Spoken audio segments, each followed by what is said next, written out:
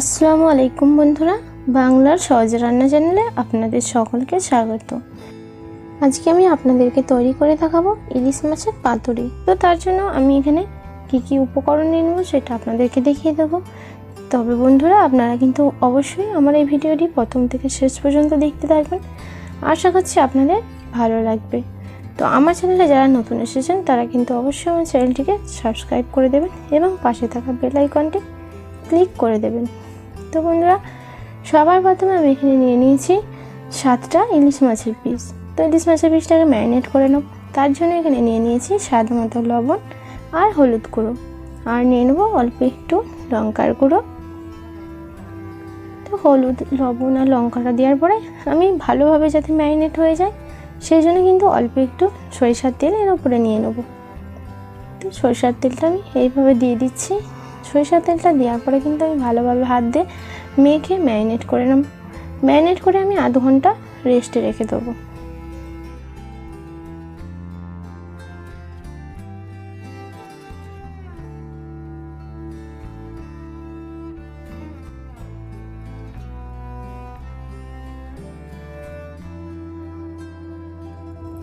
এইভাবে আমি সব মাছগুলোই কিন্তু মশলাগুলো মাখিয়ে ভালোভাবে ম্যারিনেট করে নিয়েছি। তো ম্যারিনেট করা হয়ে গেছে, এবার আমি আধ ঘন্টা রেস্টে রেখে দেবো।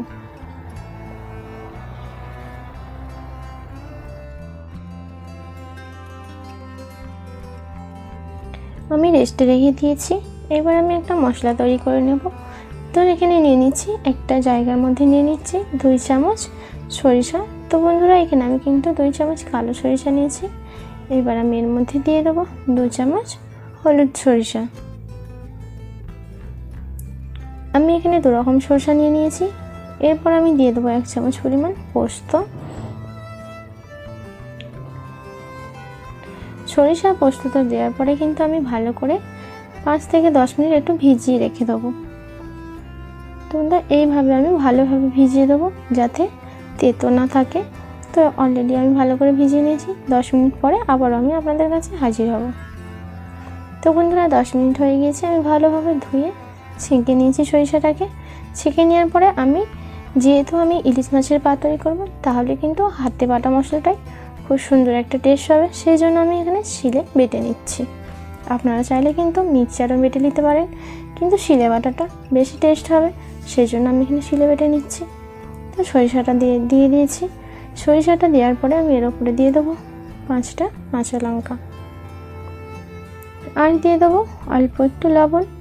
লবণটা দেবো যাতে সরিষাটা তেতো না হয় আর ভালোভাবে যাতে বাটা যায়, সেজন্য আমি এখানে নিয়ে নিয়েছি অল্প একটু লবণ। তো লবণটাকে দেওয়ার পরে এবার আমি আস্তে আস্তে ভালোভাবে বেটে নেব। তো বন্ধুরা, এর উপরে কিন্তু আমি অল্প করে একটু জল নিয়ে নেব। তো একটু জল নিয়ে নিচ্ছি। জলটা দেওয়ার পর ভালোভাবে মিহিভাবে বাটা হবে, সেই জন্য এখানে একটু অল্প জল নিয়ে নিয়েছি। নিয়ে আমি ভালোভাবে সব মশলাগুলোকে বেটে নেব।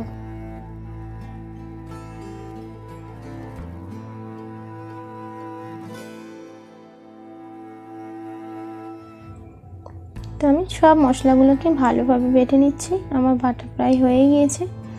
খুব মিহিভাবে সুন্দরভাবে বেটে নিয়েছি আমি। তো বন্ধুরা, এবার আমি একটা পাত্রের মধ্যে সরিষা বাটাটা তুলে নেব। অবশ্যই কিন্তু এখানে পরিমাণ মতো, যেহেতু আমি 7টা নিয়েছিলাম তাই আমি 2 চামচ করে নিয়েছি। আপনারা যদি বেশি মাছ নেন তাহলে কিন্তু সরিষাটার পরিমাণ একটু বেশি বাড়িয়ে নিতে হবে। তো আমি আমার 7টা মাছের মতন আমি এখানে নিয়ে নিয়েছি সরিষাটাকে ভালোভাবে বেটে নিয়েছি। এইবার আমি এই সরিষাটাকে ভালোভাবে মশলা দিয়ে ম্যারিনেট করে নেব। তো সবার প্রথমে আমি সরিষার মধ্যে দিয়ে দিচ্ছি টক দই। তো এখানে আমি 200 গ্রামের মতন টক দই নিয়েছি। তো এবার আমি দিয়ে দেবো হলুদ গুঁড়ো।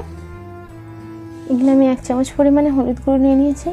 আর নিয়ে নিচ্ছি অল্প একটু চিনি। চিনিটা দিলে সুন্দর একটা ফ্লেভার আসে, খেতে খুব টেস্ট হয়, সেই জন্য আমি এখানে অল্প একটু চিনি নিয়ে নিয়েছি।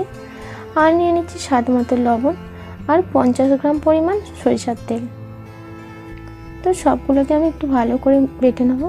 তো বন্ধুরা, এখানে কিন্তু আমি লঙ্কার গুঁড়োটাই নিই না, কারণ আমি প্রথমে কিন্তু সরিষার সাথে কাঁচা লঙ্কাটা বেটে নিয়েছিলাম, তাই ঝালের জন্য কিন্তু আমি আর কোনো গুঁড়ো লঙ্কা দিচ্ছি না। তো সব মশলা, হলুদ গুঁড়ো নিয়ে নিয়েছি, মতো কালার হওয়ার জন্য। তো সব মশলাগুলোকে আমি ভালোভাবে মেখে ম্যারিনেট করে নেব। ম্যারিনেট করে কিন্তু আমি 10 মিনিট রেখে দেবো। ম্যারিনেট ভালোভাবে হয়ে গেছে, আপনারা দেখতে পাচ্ছেন। আমি অন্যদিকে কলা পাতাটাকে ভালো করে কেটে সাইজ করে নিয়েছি। তো কলা পাতার মধ্যে যে ময়েশ্চারাইজটা থাকে সেটা আমি ভালোভাবে সেঁকে দূর করে নেব। অন্যদিকে কিন্তু আমি সরিষাটাকে রেস্টে রেখে দিয়েছি 10 মিনিট। তো এখানে আমি একটা তাওয়া নিয়ে নিয়েছি। গ্যাসটা জ্বালিয়ে তাওয়াটাকে হালকা একটু গরম করে নিয়েছি। গরম করে নেওয়ার পরে আমি আস্তে আস্তে কলা পাতাটাকে এইভাবে একটা কাপড়ের সাহায্যে সেঁকে নিচ্ছি, যাতে কলা পাতার মধ্যে যে ময়েশ্চারাইজটা আছে সেটা দূর হয়ে যায়। তো একই রকমভাবে সব কলা পাতাগুলোকে আমি ভালোভাবে সেঁকে নেব। উল্টে পাল্টে আমি ভালোভাবে সেঁকে নিয়েছি। একই রকমভাবে আমি সব পাতাগুলোকে সেঁকে নেব। তো হয়ে গেছে সেঁকা। আমি অন্যদিকে যে মাছটা ম্যারিনেট করে রেখেছিলাম সেই ঢাকনাটা খুলে নিয়েছি আর মশলাটাও রেডি করে নিয়েছি। এবার আমি যে কলা পাতা নিয়ে নিয়েছি, কলা পাতার ভেতরে আমি এই ইলিশ মাছের পাতুরিটা তৈরি করার জন্য সবার প্রথমে এখানে নিয়ে নিচ্ছি সর্ষে মশলাটা। তো সর্ষে বাটার যে মশলাটা তৈরি করে রেখেছিলাম সেটা প্রথমে দিয়ে দিয়েছি। দেওয়ার পরে একটা মাছের পিস নিয়ে এর ওপরে এইভাবে দিয়ে আমি আবারও কিন্তু ওপর থেকে ভালোভাবে মাছটাকে সরিষা বাটার মধ্যে দিয়ে দেবো। তো আমি এইভাবে সমস্ত মাছটাকে ভালোভাবে সরিষা বাটা দিয়ে দিচ্ছি।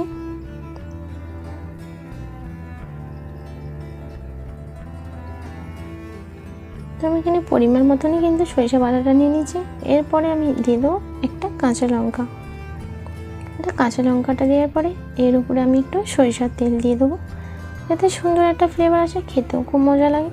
তো সেই জন্য আমি দিয়ে দিয়েছি 1 চামচ পরিমাণে সরিষার তেল। তেলটা দেওয়ার পরে আমি আস্তে আস্তে করে ভাজ করে নেব।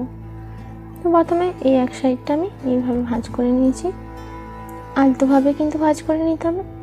তো আমি আবারও অন্য দিকটা এইভাবে ভাজ করে দু সাইডটা ভালোভাবে মুড়ে নেব।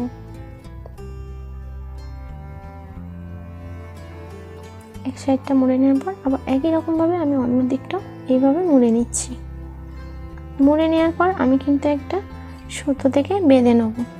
তো আমি এখানে একটা সাদা সুতো নিয়ে নিচ্ছি। সুতোটাকে ছোট ছোট করে কেটে নিয়েছিলাম। তো এইভাবে আমি সুতোটা দেওয়ার পরে উল্টে পাল্টে ঘুরিয়ে ভালো করে বেঁধে নেব।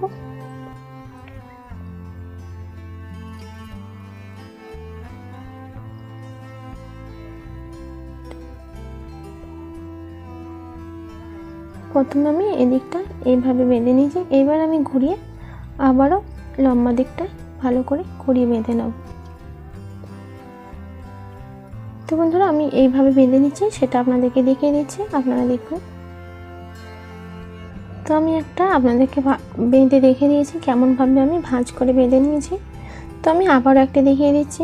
প্রথমে আমি কলা পাতার মধ্যে নিয়ে নিচ্ছি সর্ষের পেস্টটা।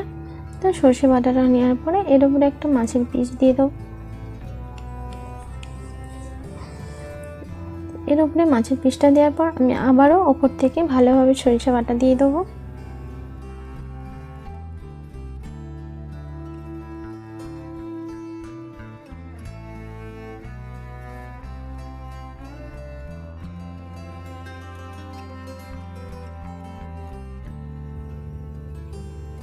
সরিষা বাটার পেস্টটা দেওয়ার পর আবারও আমি এর উপরে একটা কাঁচা লঙ্কা নিয়ে নেব।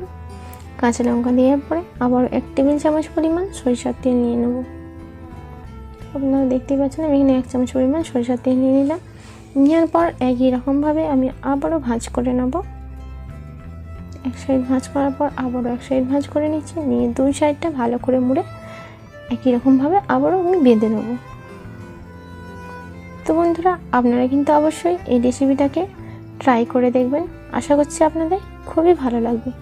এই বর্ষার সময় ইলিশ মাছের পাতুরি সকলেরই খুব পছন্দের। এই পাতুরিটা অবশ্যই কিন্তু বাড়িতে তৈরি করে খেয়ে দেখবেন। আশা করছি আপনাদের খুবই ভালো লাগবে। তো আমি এইভাবে আবারও একই রকমভাবে বেঁধে নিচ্ছি।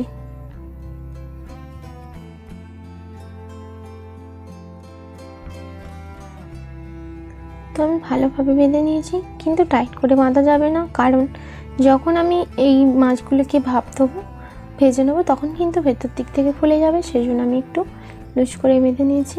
তো এমনভাবে বাঁধতে হবে যাতে খুলে না যায়। তো সবগুলোই আমার একদম রেডি হয়ে গিয়েছে। এইবার আমি একটা কড়া নিয়ে নিয়েছি, গ্যাস জ্বালিয়ে কড়া নিয়ে নিয়েছি। কড়ার মধ্যে অল্প পরিমাণে একটু তেল নিয়ে নিচ্ছি। তেলটা দেওয়ার পর ভালোভাবে কড়ার সাথে মিশে নেব, মাখিয়ে নিচ্ছি তেলটাকে। তেলটা ভালোভাবে কড়ার মধ্যে লেগে গেলে এর মধ্যে আমি একটা একটা করে মাছের পাতুলিগুলোকে আমি তুলে দেবো। তো এইভাবে আমি দিয়ে দিচ্ছি কড়ার মধ্যে। অবশ্যই কিন্তু চুলার হিটটাকে একদম লো ফ্লেমে রাখতে হবে, বেশি জোরে কিন্তু দেওয়া যাবে না। কড়ার মধ্যে যে কটা ধরবে আমি সেটাই দিয়ে দিয়েছি। তো এখানে আমি 4টে নিয়ে নিয়েছি। নেওয়ার পরে আমি কম কম করে সেঁকে নেবো। তো নেওয়ার পরে আমি ঢাকনা এঁটে দিচ্ছি। ঢাকনা এঁটে প্রায় 10 মিনিট রেখে দিয়েছিলাম। 10 মিনিট পরে আপনারা দেখতে পাচ্ছেন আস্তে আস্তে কুক হতে শুরু করেছে আর ভেতর দিয়ে কিন্তু তেল ছাড়তে শুরু করে দিয়েছে। এইবার আমি এটাকে উল্টে নেব। তো বন্ধুরা, আপনারা দেখতেই পাচ্ছেন পাতাটা কিন্তু অনেকটা ফুলে গিয়েছে ভাপ লেগে, আর সুন্দর একটা কালারও হয়েছে। তো আমি সবগুলোকে উল্টে নিয়েছি, নিয়ে ঢাকা দিয়ে আবারও আমি কুক করে নেব। তো টোটাল আমি এখানে আধ ঘন্টার মতন কুক করে নেব। তো বন্ধুরা, আমি আবারও 10 থেকে 15 মিনিট পরে ঢাকনা খুলে নিয়েছি। দেখতে পাচ্ছেন উল্টে পাল্টে আমি আপনাদেরকে দেখিয়ে দেবো।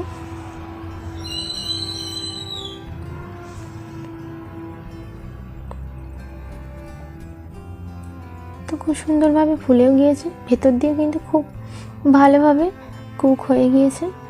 তো ভালোভাবে ভেজে নেওয়ার পরে এইবার আমি উল্টে পাল্টে ভালো করে ভেজে নিয়েছি প্রায় 30 মিনিট ধরে। এবার আমার একদম রেডি হয়ে গেছে। আমি একটা প্লেটের মধ্যে তুলে নিচ্ছি।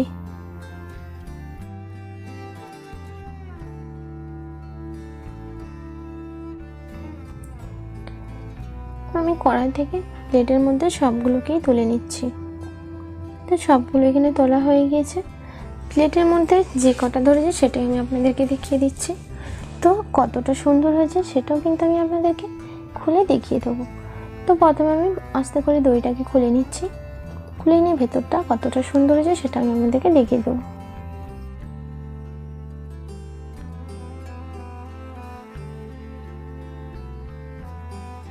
তো বন্ধুরা, আমি আপনাদেরকে খুব কম সময়ে সহজ পদ্ধতিতে তৈরি করে দেখালাম। আপনাদের কেমন লেগেছে আপনারা কিন্তু অবশ্যই আমার ভিডিওটাকে লাইক করে দেবেন, বন্ধুদের সাথে বেশি বেশি শেয়ার করে দেবেন। আর কেমন লেগেছে অবশ্যই আমাকে কমেন্ট করে জানাবেন কিন্তু।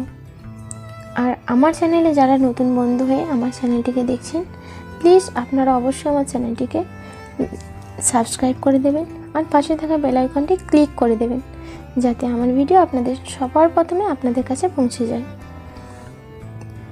তো বন্ধুরা, তাহলে আর দেরি না করে ঝটপট বাড়িতে এই ইলিশ মাছের পাতুরি তৈরি করে ফেলুন। এটা কিন্তু ছোটো বড়ো সকলেরই খুবই পছন্দের এই রেসিপিটা। তো আমি আপনাদেরকে আবারও কিন্তু দেখিয়ে দিচ্ছি আমার এই রেসিপিটা কতটা সুন্দর হয়েছে আর কতটা সফট হয়েছে। তো বন্ধুরা, আমার এই ভিডিওটি আজকে এই পর্যন্ত শেষ করলাম। আমি পরদিন আবার নেক্সট এপিসোড নিয়ে আপনাদের কাছে হাজির হব। ভালো থাকবেন, সুস্থ থাকবেন, ধন্যবাদ।